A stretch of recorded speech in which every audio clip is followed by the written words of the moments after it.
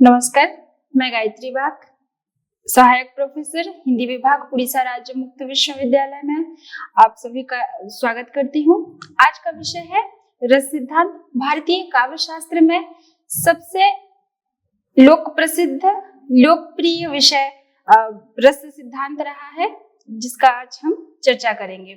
रस संप्रदाय, रस सिद्धांत को जानने से पहले हमें रस शब्द का अर्थ जानना आवश्यक है। रस का सामान्य अर्थ होता है द्रव्य पदार्थ आदि का बोध कराता है, पर काव्य शास्त्र में इसका अर्थ होता है काव्यानंद। काव्यानंद यानी काव्य से प्राप्त होने वाला आनंद। कविता, नाटक,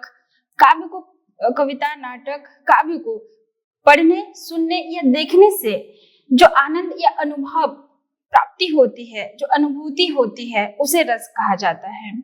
संस्कृत काव्य शास्त्र का सबसे प्राचीन संप्रदाय है रस संप्रदाय।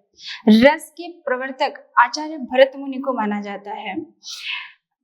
रस शब्द का व्युत्पत्ति परक अर्थ होता है आस्वाद या आनंद, इसलिए तो कहा जाता है कि रसते आस्वाद्यते इति रसः, अर्थात जिसे आस्वाद किया जाए वही रस है। भरत मुनि रस संप्रदाय के प्रवर्तक माने जाते हैं और भरत मुनि ने रस को व्याख्या करते हुए, रस की निष्पत्ति को बताते हुए उन्होंने कहा, विभावानुभावेन व्यभिचारी संयोगाद रस निष्पत्ति, अर्थात विभाव, अनुभाव और संचारी भाव के संयोग से, विभाव, अनुभाव और व्यभिचारी भाव के संयोग से रस की निष्पत्ति होती है। ये जो विभाव है, अनुभाव है, संचारी भाव है, ये आगे जाकर जो है रस के अवयव यानी अंग कहलाते हैं। रस के जो अवयव है, जो अंग है, वो 4 प्रकार के माने जाते हैं। पहला है स्थायी भाव, दूसरा है विभाव, तीसरा है अनुभाव और चौथा है संचारी भाव। स्थायी भाव यानी सहृदय में सदा स्थायी रूप से विद्यमान रहने वाले भाव स्थायी भाव होते हैं। विभाव क्या होते हैं कि स्थायी भाव को जागृत करने वाले कारण या फिर जो परिस्थितियां हैं, वही विभाव कहलाते हैं। और अनुभाव स्थायी भाव के जागृत होने के बाद हृदय की जो चेष्टाएं हैं या फिर जो प्रतिक्रियाएं हैं, वही अनुभाव कहलाते हैं। और संचारी भाव अस्थिर मनोविकार कहलाते हैं। लेते हैं स्थायी भाव, सहृदय में सदा स्थायी रूप से विद्यमान रहने वाले भाव होते हैं। व्यक्ति के मन में ये भाव सदैव विद्यमान होते हैं सुप्त रूप से। स्थायी भाव, विभाव और अनुभाव और संचारी भाव के संयोग से जो है रस परिणत होता है। स्थायी भाव की संख्या जो है 9 माना जाता है।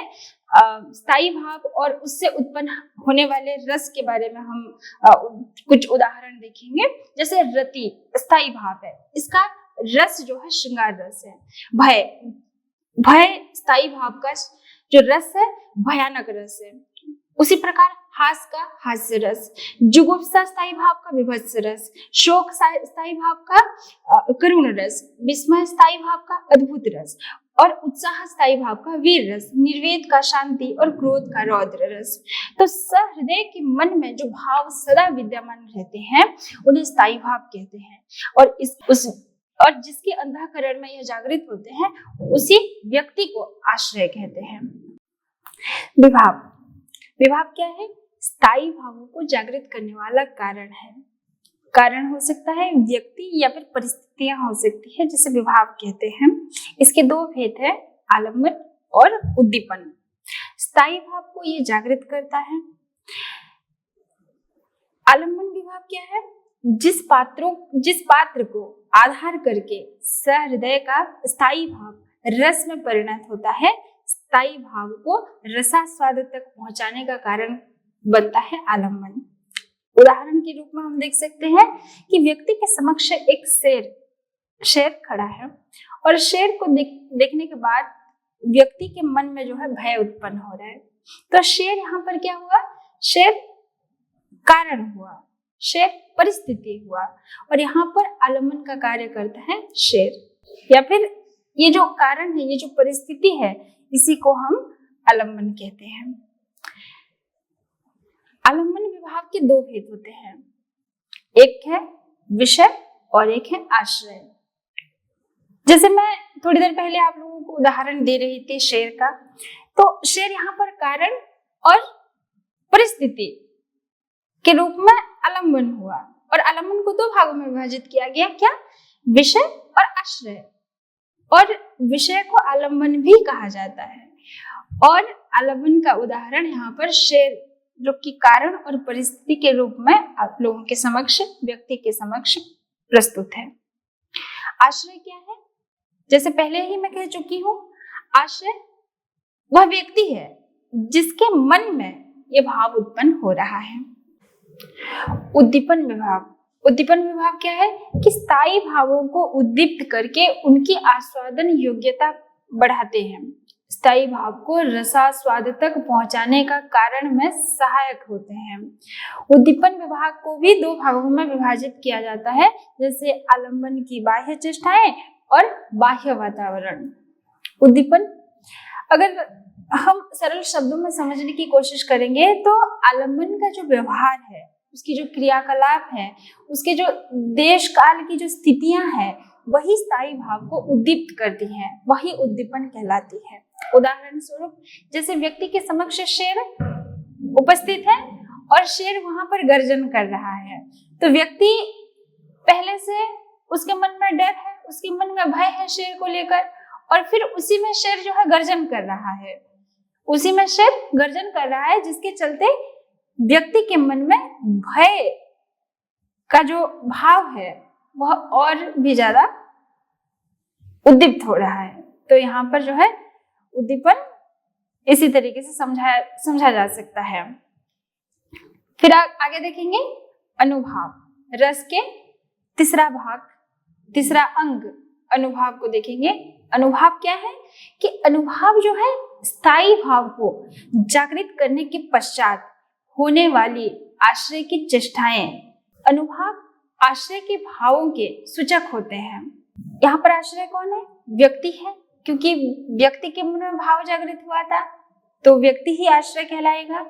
और आश्रय के व्यक्ति आश्रय कहलाता है और अनुभाव आश्रय के भावों के सूचक होते हैं, अर्थात व्यक्ति के भावों के सूचक होते हैं। सूचक के चार भेद होते हैं। क्या क्या?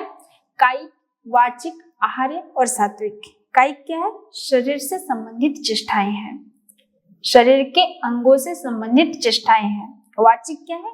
वाणी से संबंधित चेष्टाएं हैं। आहार्य क्या है? वेशभूषा से संबंधित चेष्टाएं हैं। और सात्विक भाव क्या है? सात्विक मन के विकारों से उत्पन्न कायिक प्रक्रिया है, जिसको भी 8 प्रकार में जो है विभाजित किया जाता है, जिसके 8 भेद हैं। क्या क्या? स्तंभ, श्वेत, रोमांच, स्वरभंग, बेपथु, बवर्ण्य, अश्रु और प्रलय। फिर आगे देखेंगे रस के चौथे भाग। रस के चौथा अंग क्या है? संचारी भाव, जिसे भरत मुनि ने व्यभिचारी भाव के रूप में परिभाषित किया था। ये जो व्यभिचारी भाव है, ये जो संचारी भाव है, क्या है? ये स्थायी भाव के मध्य कुछ भाव प्रकट होते हैं जो कि क्षणजीवी होते हैं, अर्थात कुछ क्षण पश्चात विलीन हो जाते हैं। ये बुलबुले की तरह होते हैं, इसका आविर्भाव होता है और ये तिरोभाव भी हो जाता है इनका। दोनों ही मस्तिष्क में, ये आविर्भाव और तिरोभाव, ये दोनों ही मस्तिष्क में होते रहते हैं। ये स्थायी भाव के कारण है तथा सभी रसों में ये जो है संचरण करते हैं। ये रस निष्पत्ति में सहायक होते हैं। इनकी संख्या 33 मानी जाती है। भरत मुनि ने इनकी संख्या 33 मानी है, परंतु रीतिकालीन कविदेव ने इसकी संख्या जो है 34 माना था। उन्होंने ये जो संचारी भाव है, इनका उदाहरण मैं देना चाहूंगी। निर्वेद, ग्लानि, असूया, मद, श्रम, दन्य, चिंता, मोह, स्मृति, श्रुति, बीड़ा, लज्जा, चपलता, हर्ष, ये सभी संचारी भाव में आते हैं। पूरा रस के जो अवयव हैं, उसके जो अंग हैं, उसको हमने अभी थोड़ी देर पहले हम चर्चा कर रहे हैं उसी पर। उसका एक उदाहरण दूंगी अंत में। पीतम दृग महचत प्रिया, पीतम दृग महचत प्रिया, पानी परस सुख पाई, जानी पिछानी अजान लऊ, नेको न होती जनाई। ये बिहारी की एक पंक्ति जिसको मैं आप लोगों के समक्ष रख रही हूँ, जिसके माध्यम से आप इसको बहुत सरल भाव से समझने की कोशिश करेंगे, सरल भाव से समझ पाएंगे। यहाँ पर पीतम दृग महचत प्रिया, उन्होंने कहा पीतम दृग महचत प्रिया, जिसका अर्थ है पीतम यानी नायक, प्रिया यानी नायिका। जब नायक अपनी प्रेमिका प्रिया के आंखों में देखता है या फिर नायिका अपने प्रेमी के आंखों में देखती है, तब क्या होता है, नायिका को एक विशेष सुख का अनुभव होता है। पानी परस सुख पाई, पानी परस सुख पाई अर्थात सुख ऐसा होता है, वहां पर इस प्रकार उसे सुख मिलता है मानो किसी ने पानी को छूकर सुख प्राप्त किया हो। यहाँ पानी का स्पर्श करना कोमलता, शीतलता और आनंद का प्रतीक है। जानी पिछानी अजान लो, जानी पिछानी का अर्थ क्या है, जाना, पहचानना या जानना या फिर पहचानना। अजान लो इसका अर्थ क्या है कि पूरी तरह या फिर ठीक तरीके से। नेकु ना होई जनाई, नेकु ना होती जनाई, नेकु का अर्थ हुआ जरा सा, थोड़ा सा भी। जनाई का अर्थ क्या है, इसका अर्थ है जताना या प्रकट करना।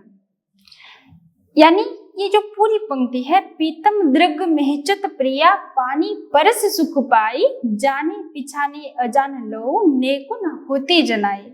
इसका अर्थ है कि ये जो सुख है इतना तीव्र होता है कि नायिका के हृदय में जो भी भावनाएं या फिर जो प्रेम उमड़ता है वह पूरी तरह से जाहिर हो जाती है, या दूसरे शब्द में वह अपने भाव को पूरी तरह से छिपा नहीं पाती है और प्रकट कर देती है। यहाँ पर प्रीतम और प्रिया अर्थात नायक और नायिका क्रमशः आलम्बन के विभाव है, आलम्बन के विभाव है, आलम्बन आश्रय है, विषय और आश्रय है। आंखें मिचना यानी ये अनुभाव है।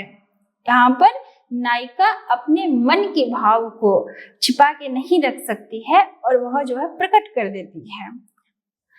स्पर्श द्वारा जब नायक नायिका को देखता है या फिर नायिका नायक को देखती है तो एक सुख अनुभव होता है।